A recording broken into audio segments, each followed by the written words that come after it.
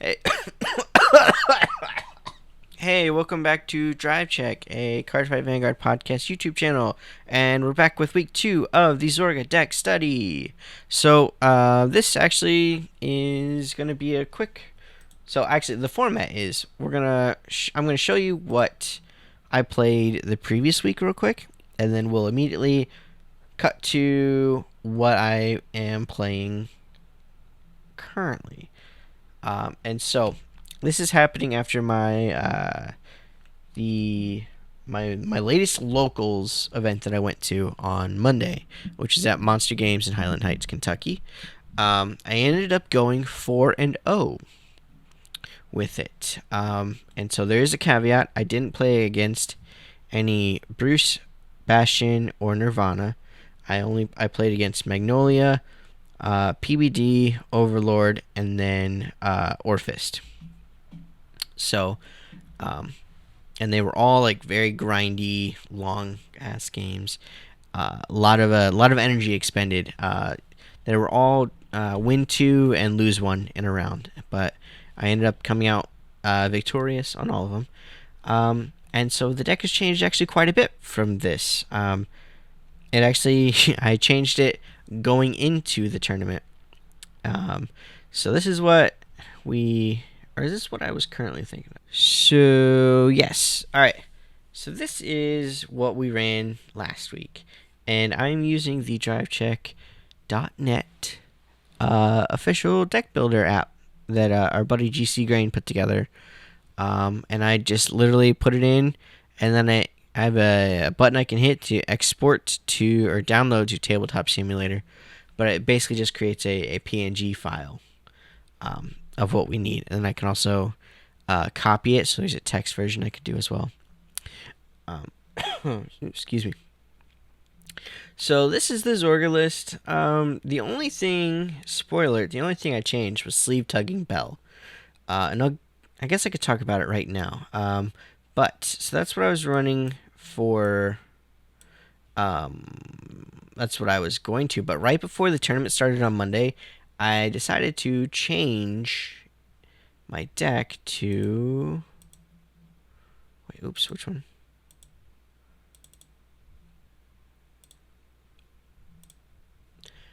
I dropped the thing and I put in a Wild Intelligence, as you can see at the bottom in between Regurgitation and Nectar. I put that in, and man, it came in handy more often than I thought it would.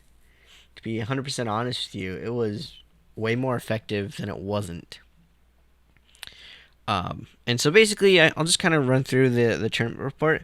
So round 1 was against Magnolia. And I have a problem that just comes with me playing the deck and getting more comfortable with it, knowing all the ins and outs of it. But I would call a Hendrina, I would mill 3, and then I would sack her to use her ability to reduce the Soul Blast cost. And then I would call her back with either Zorga or with like a Regurgitation, Call of the Wild, or even a Condensation. And I would just forget to mill again, which is fine because it's an option. So legally that's fine, but more often than not, I wanted to mill again. So the fact that I forgot kind of put me a little bit behind. I still ended up winning that first game, and then second game I got outrushed basically, and then third, Wild Intelligence is when this came in handy. Didn't see a Hendrina, but I did find a Wild Intelligence. I was able to mill 3, grab that Hendrina, call it back, and start to take off basically. So it came in handy right there. Then round 2 was against Overlord.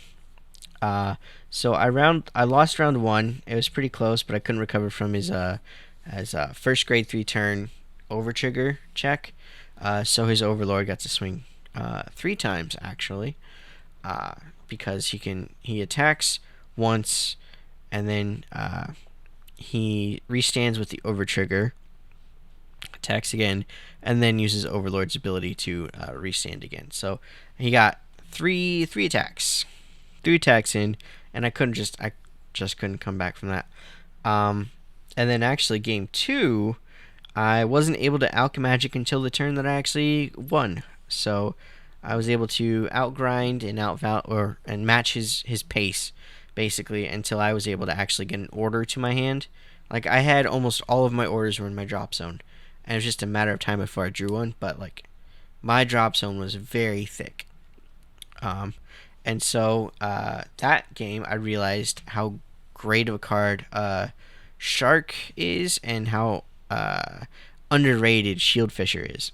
So the Shark is the one that looks like a shark in the middle of the second row.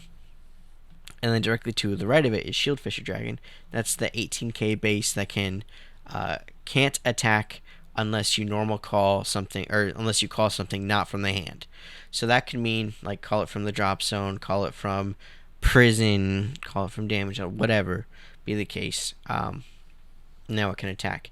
So it's actually pretty nice because, especially against Overlord, if they're trying to attack it, it's an 18k base already, so it's easier for me to guard, and it's also harder for them to hit because now they have to hit a trigger, or they have to boost, or they have to put more resources down than they want in order to get rid of it. And also it hits numbers pretty easily, which is very nice, very underrated.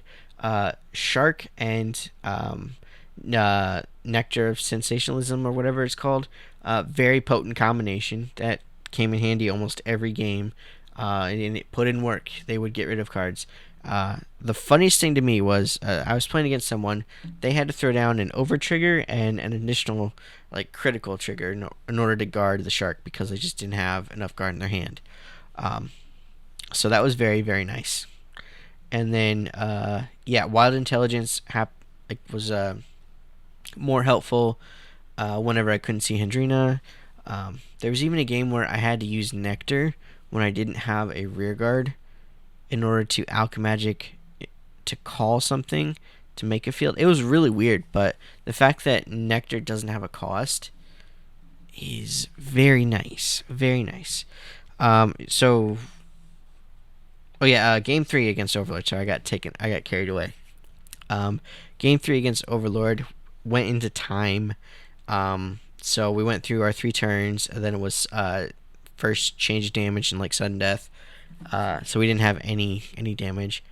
I opened up with more triggers so I could guard more, basically. And then because I play with the drop zone and I have a grade 1 order that can call something from the drop zone, I was able to make more attacks than he was able to guard. So he took a damage and I ended up winning. And then round 3 was against Phantom Blaster Dragon. I never saw Hendrina game 1. Never saw game 1, but I still ended up winning. And then game 2, sorry. I lost because just Vanguard heals and crits and the correct timing. They got my butt on that one. But I did end up winning game 3. Nothing terribly special. So I won that 2-1. All of my wins are going to be 2-1. And then round 4 was against Orphis. There wasn't anything particularly that stood out against these. But I did win the first one, lost second, won the third. Every game I played yesterday, Monday, whatever, it was super grindy, like very technical. It lasted really long, longer than I personally like, although I played Protect in V, and a lot of my decks actually went to time. I'm the problem. Anyway, I ended up going 4-0 at locals, which is the second time I've ever done that. And like I said before, though, I have not played against Bastion or Bruce or Nirvana, and I think that if I do play against those, I'm going to need to really learn those matchups, and the deck might change from there. But as of right now, there's nothing that I want to change. I thought that I would really hate Regurgitation from the Underworld, but that card, when it popped off and really swung the game. But when it didn't work, it was really, really bad. Like there was a time where I'm paying Counterblast 1 and a Soulblast 1. Granted, I can reduce it with Hendrina and whatnot, but I'm still expending resources in order to get them onto the field. So like I don't know if it really like evens out, but I retire something and I'm like, oh cool. Ooh, now I don't have whatever grade I retired. I've only got one of those in my deck, or in my drop zone, so I can only call one instead of two. So then at that point, it's essentially like a soul bust one and a counter bust one to call one card, which doesn't feel great. Although what I really like though, um, is calling a double Shield Fisher off of this, and I believe I did that against. Oh man, may have done it against Magnolia, but double Shield Fisher off of Regurgitation feels really good. Felt really good. GDRs at 3. I like them at 3. Same thing with Condensation. So, like, the hardest part about Zorga is the order ratio. And right now, I think I really like where we're going. So we're not changing much. Actually, I'm not changing anything, which probably not a smart move. But I don't know how I play against Bruce or Bastion. So maybe I'll be able to do a couple like test hands later sometime this week with myself, because I own both, or I own I own Bruce and I own Nirvana. So I'll probably do a couple of those, and Snow. So Seraph Snow might actually be a problem, but I think for the most part I have that matchup down. I want to give them cards that I get value out of. So like, I'm gonna give them a Hendrina when they ask for a card from my hand, or I'm gonna give them a Shield Fisher or a Rogue Headhunter. Things that I get advantage out for calling them out, because I immediately want to call him out. And if I call a Shield Fisher out, I already fulfill his ability to attack that way. So that's really nice. And I just gotta be mindful. I want to snipe their or turquoise, the one that minuses 5k power when it's called from the prison. I want to snipe those with regurgitation when I can. I also am not afraid of calling triggers from Seraph Snow.